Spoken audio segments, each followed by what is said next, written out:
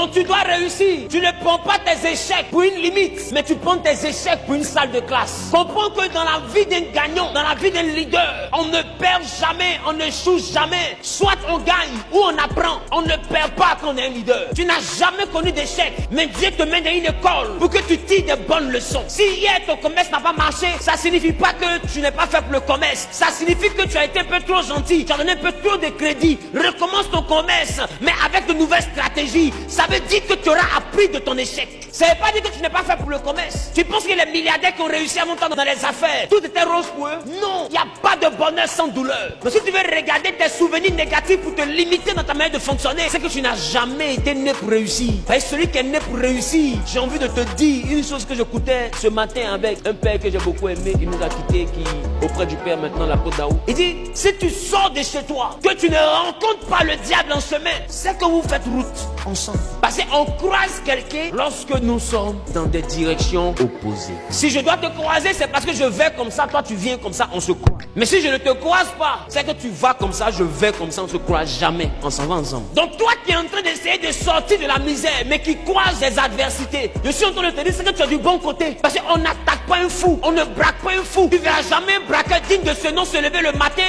prendre son âme et puis commencer à braquer les fous de la vie. On braque quelqu'un qui a de la valeur. On attaque quelqu'un qui a de la valeur. Si le diable te persécute, s'il tient à te maintenir dans l'échec, c'est parce qu'il sait que tu es un homme de grâce, tu es une femme de grâce, tu es un homme de valeur, tu es une jeune fille qui Dieu veut compter, tu es quelqu'un qui va changer le résultat dans la famille, tu es né pour impacter, tu es né pour transformer, tu es né pour renouveler, tu es né pour démontrer que Dieu existe. Quelqu'un dit je reçois.